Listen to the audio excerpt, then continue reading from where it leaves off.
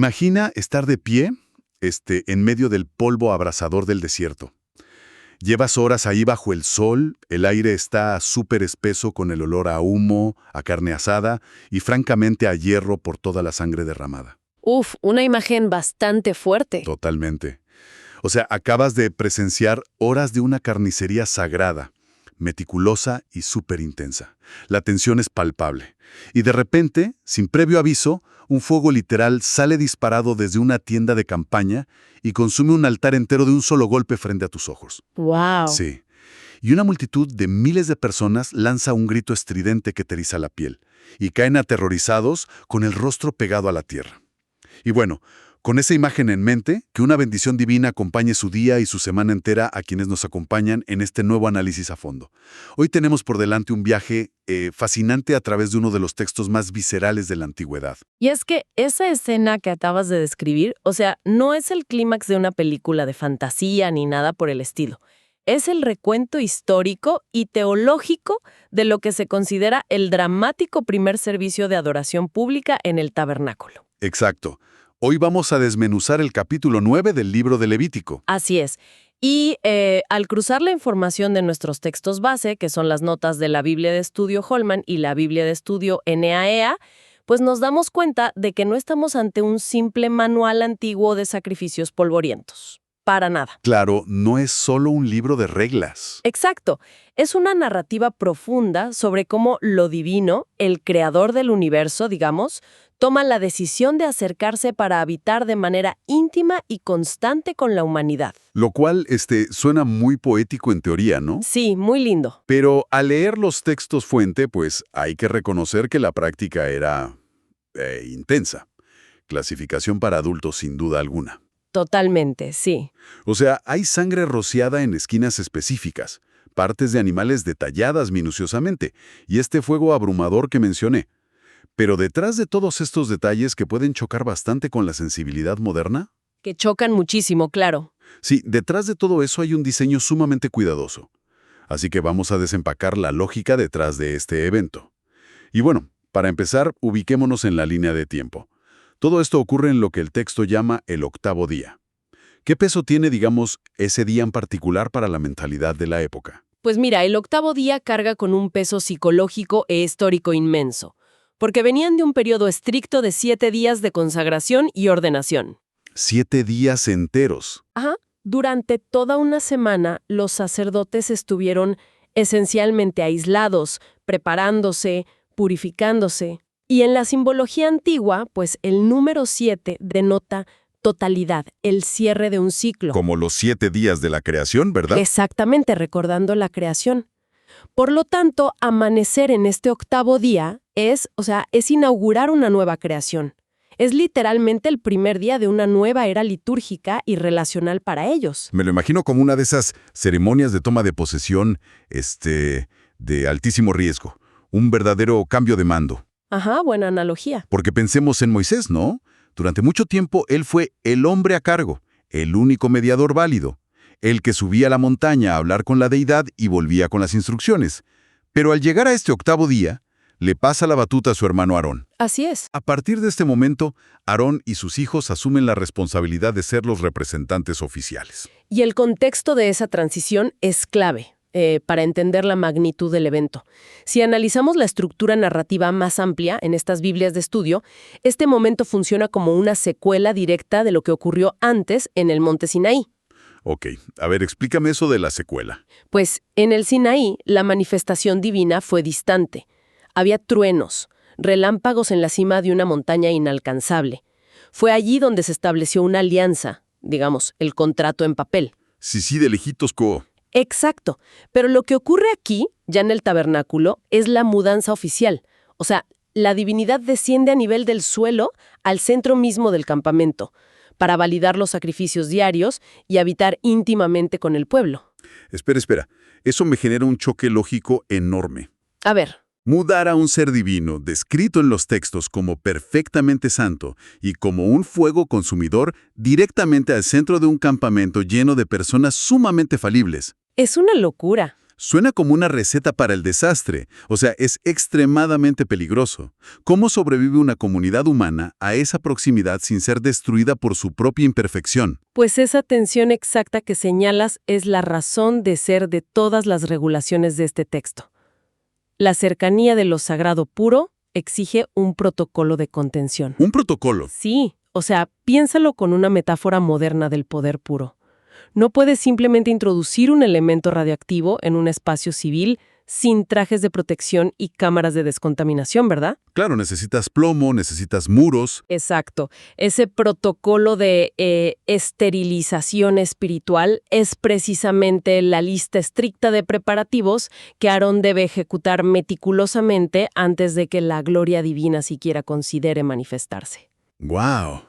Lo que nos lleva a una paradoja que me parece fascinante y francamente un poco humillante si te pones a pensarlo. ¿Cuál de todas? Pues que Moisés le ordena a Aarón que tome un becerro para la expiación del pecado y un carnero para el holocausto, pero con una condición muy específica. Ajá. Debe hacerlo solo para sí mismo, antes de siquiera atreverse a tocar las ofrendas de la congregación. Es como un cirujano que necesita ser operado primero antes de entrar a operar a otros.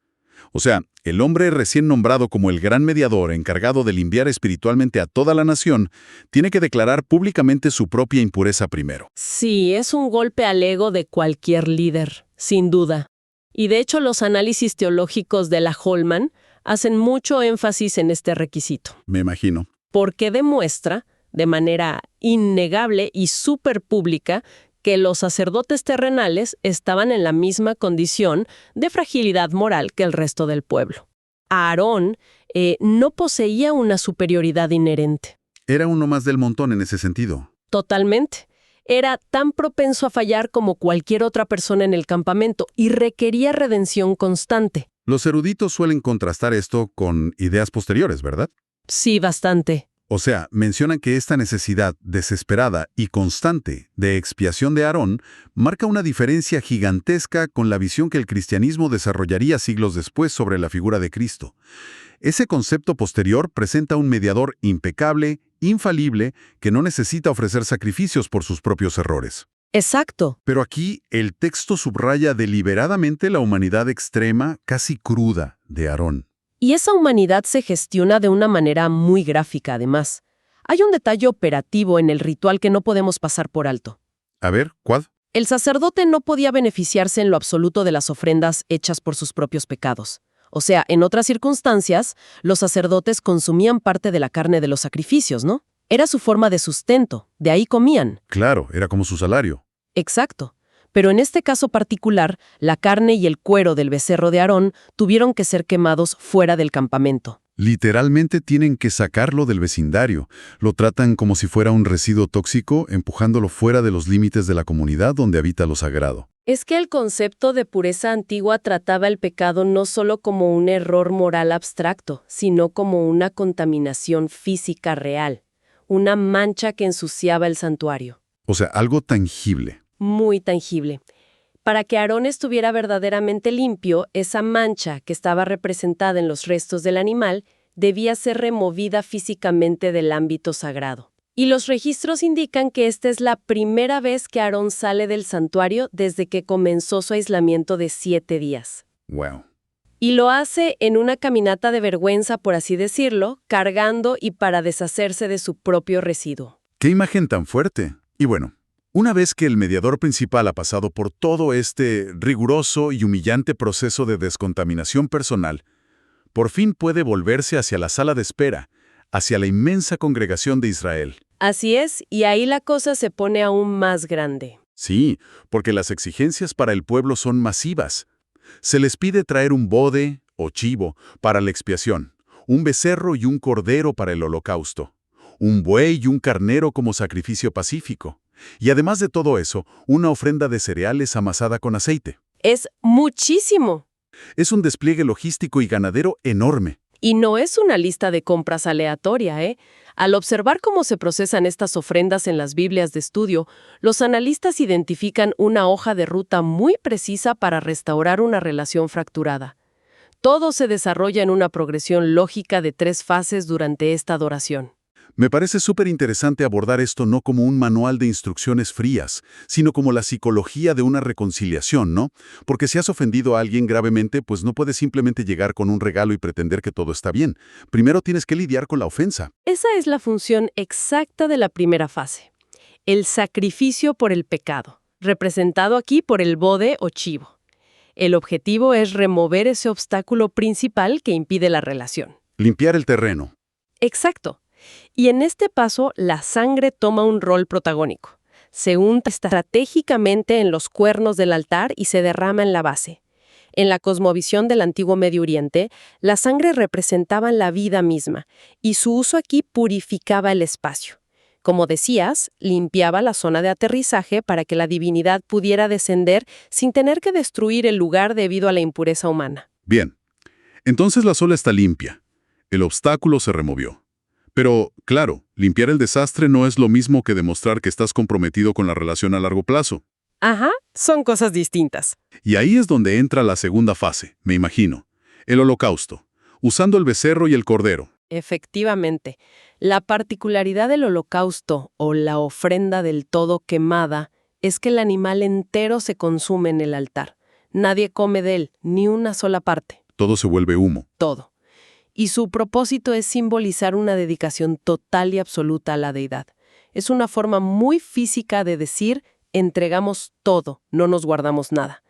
Y bueno, históricamente, este tipo de ofrendas acompañaba grandes peticiones o expresiones de profunda alabanza. Entonces tenemos la limpieza de la ofensa y la demostración de compromiso total. Sí, Pero haber una relación sana no es solo pedir perdón y jurar lealtad todo el tiempo, ¿verdad? También se trata de disfrutar la compañía del otro.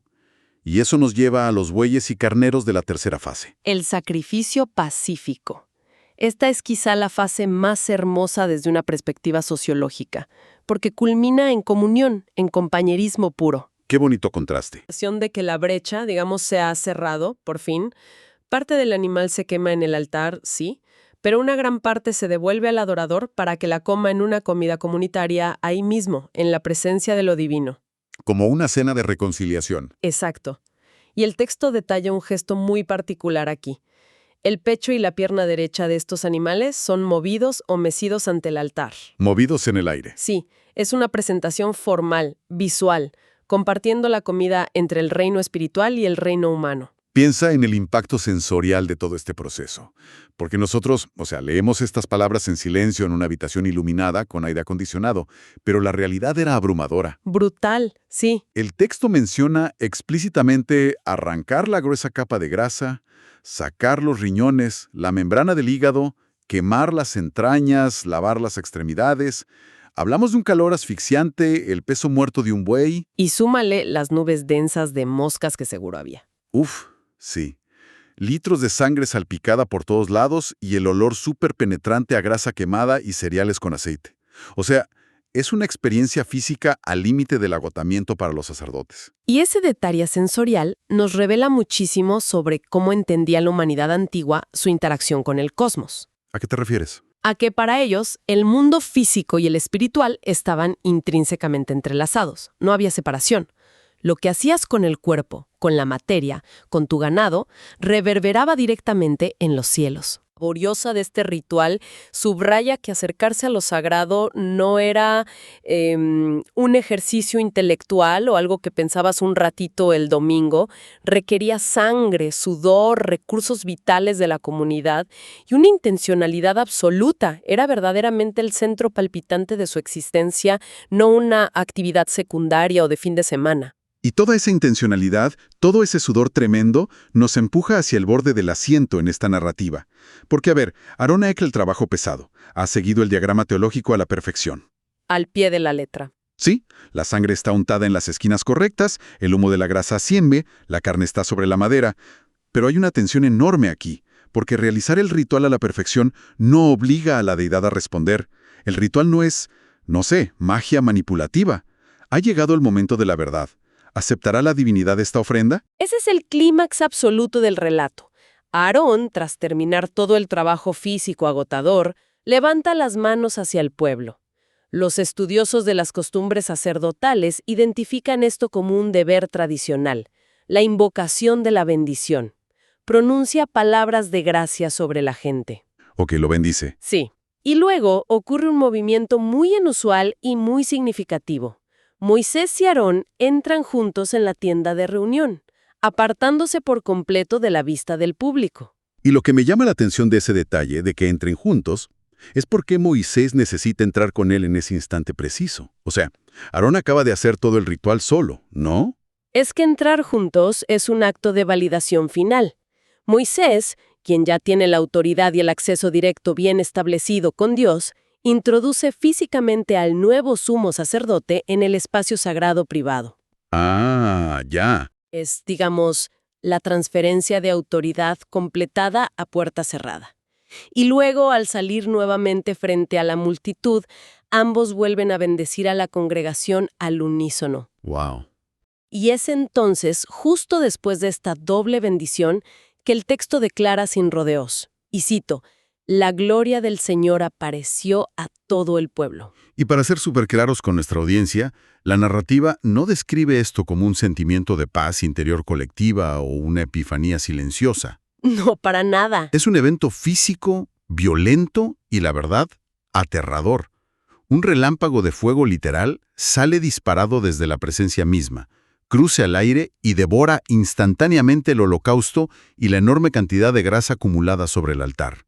En un abrir y cerrar de ojos, lo que tomó horas de preparación humana desaparece en una llamarada divina. En términos técnicos teológicos, este evento se clasifica como una teofanía. Una teofanía. Exacto, una manifestación visible, audible y tangible del Dios que normalmente permanece invisible. Los análisis de la Biblia NAA coinciden en que este fuego logró dos objetivos innegociables. A ver, ¿cuáles son? Primero, confirmó la legitimidad absoluta del sacerdocio de Aarón frente a cualquier duda que pudiera tener el pueblo. O sea, Dios dijo, «Él es mi hombre». Y segundo, demostró de manera irrefutable que los sacrificios habían sido aceptados. Claro, el fuego es la respuesta. Sí, y nota esto, la presencia divina no encendió el fuego para destruir a la gente por sus pecados, sino que consumió al sustituto en el altar. Es como si un rayo cayera del cielo para estampar un sello gigantesco que dice «aprobado». Tal cual. El puente de comunicación está abierto, pero lo que me vuela la cabeza de todo esto es la reacción humana a este evento. Es impresionante. Han estado horas esperando bajo el sol viendo esta carnicería, esperando sobrevivir a la proximidad de Dios, y al ver la explosión de fuego celestial, los textos registran que dieron gritos de alegría y cayeron postrados sobre sus rostros. Sí, y los lingüistas que estudian el hebreo original señalan que hay una profundidad maravillosa en esa reacción específica. Cuéntame más de eso. Mira, las palabras utilizadas albergan un juego de palabras fonético. La palabra para la acción de ver es guayar, y la palabra para gritar de júbilo es guayarno. Ah, suenan muy parecido. Exacto. El texto vincula indisolublemente, tanto visual como auditivamente, el impacto de esta visión asombrosa con la reacción instantánea e incontrolable del cuerpo humano. Y no estamos hablando de un aplauso cortés de final de concierto, ¿eh? La raíz hebrea de esa palabra describe un sonido alto, estridente, un alarido penetrante. Tienes que imaginarte a miles de personas emitiendo un sonido visceral que resuena en todo el desierto. Y ese grito estridente de euforia choca inmediatamente con la siguiente acción física, que es nafal, caer. Cayeron sobre sus rostros, pegando sus frentes al polvo. Directo al suelo. Sí, es una respuesta anatómica fascinante ante el asombro puro. Refleja una paradoja emocional increíble, si lo piensas. ¿En qué sentido? Pues, por un lado, tienes una celebración eufórica de alivio, porque saben que el protocolo funcionó y no fueron consumidos. Sobrevivieron. Sobrevivieron. Y por el otro, un terror reverencial absoluto ante el poder crudo y desatado que acaban de presenciar frente a sus ojos. Es una imagen que se te queda grabada para siempre. El desierto, el humo elevándose violentamente del altar central, el olor a carbón y miles de personas tendidas en la arena gritando en una mezcla loquísima de pánico y éxtasis total. Toda la estructura minuciosa del capítulo, desde el primer lavado de Aarón hasta la última gota de sangre rociada, fue, como una escalera construida con esfuerzo humano que terminó siendo encendida por fuego cósmico. Y justamente ese, es el núcleo del mensaje. El esfuerzo humano por sí solo, por muy meticuloso y extenuante que fuera, no podía forzar la teofanía. ¿No podían obligar a Dios a hacer el milagro? Para nada. Todo el derramamiento de sangre y la estricta adherencia a las reglas de purificación tenían como único propósito preparar el terreno, crear ese canal seguro del que hablamos. Construir la zona de aterrizaje. Exacto. Pero la conexión final, ese fuego que sella el pacto y establece la comunión entre lo sagrado infinito y lo humano finito, dependía enteramente de la gracia de la divinidad al responder a esa preparación. ¡Qué increíble! Y bueno, recapitulemos un poco este viaje tan denso para quienes nos escuchan. Claro. Empezamos con una comunidad al borde de una nueva era, esperando en aislamiento durante 7 días. Vimos a un líder que, antes de poder ayudar a su pueblo, tuvo que enfrentar la humillación pública de cargar con la evidencia de sus propios errores y sacarla como si fuera residuo tóxico fuera del campamento. Así es. Y analizamos también esa arquitectura lógica de la reconciliación, ¿no? Remover la mancha a través de la ofrenda por el pecado. Luego demostrar una entrega sin reservas, quemando el animal entero en el holocausto. Y finalmente, sentarse a la mesa compartida meciendo las porciones del sacrificio pacífico en una hermosa comida comunitaria. Para culminar en ese instante de fuego consumidor que paraliza a toda una nación. Todo este análisis realmente deja la mente trabajando. Porque siempre solemos enfocarnos en el gran evento, ¿verdad? En el fuego cayendo del cielo, el clímax de la película. Sí, es lo más llamativo, claro. Pero hay algo en esta historia que me lleva a una reflexión muy distinta para la audiencia de hoy en día. A ver, ¿hacia dónde apuntas con eso? Piensa en el día después. O sea, el texto nos deja en el clímax, con el fuego y los gritos en el polvo. Pero al amanecer del 9º día, el 10º día, el primer mes después de esto, pues el cielo ya no se abría para lanzar relámpagos de fuego cada vez que ponían un animal en el altar. Oh, ya veo. Tuvieron esta validación espectacular una sola vez. Y a partir de entonces, los sacerdotes tenían que levantarse de madrugada, barrer las cenizas, cortar la leña, ensuciarse las manos de sangre y hacer todo ese trabajo repetitivo y cansado, confiando únicamente en el recuerdo de aquel primer fuego milagroso. Esa es una observación muy aguda. El milagro espectacular sirve para inaugurar el sistema, ¿no? Para decir, aquí estoy. Pero de ninguna manera reemplaza la perseverancia diaria que requiere mantener viva la relación. Exactamente. Y me pregunto cómo se traduce eso a nuestras propias vidas. Porque hoy en día la información y el acceso a casi todo son instantáneos, son casuales. Y a veces experimentamos momentos de claridad absoluta. Un destello donde sentimos que nuestras convicciones o nuestras relaciones, nuestros propósitos están perfectamente alineados y validados. Un fuego metafórico que nos llena de asombro. Un momento cumbre. Sí, pero los milagros o esos grandes destellos no son el estado permanente de las cosas. Tristemente no. La verdadera prueba no es cómo reaccionamos cuando el fuego cae y todo es espectacular y fácil. La prueba es cómo mantenemos nuestra dedicación, nuestra intencionalidad y ese asombro o reverencia cuando nos toca barrer las cenizas y hacer el trabajo difícil todos los días, basados únicamente en la confianza de lo que vimos una vez. Sostener la memoria del fuego sagrado en medio de la monotonía del desierto. ¡Guau! Es un desafío profundamente humano y súper relevante, incluso hoy. Es un pensamiento para llevarnos mientras enfrentamos nuestras propias rutinas. ¿Qué pasaría si recuperáramos un poco de esa cuidadosa preparación ante las cosas que consideramos verdaderamente importantes? Apreciamos mucho que nos hayan acompañado en esta inmersión a través del humo, el protocolo antiguo y las complejidades de la conexión humana y divina. Ha sido un recorrido intenso pero fascinante. Sin duda. Con esto nos despedimos y que Dios bendiga a todos los oyentes.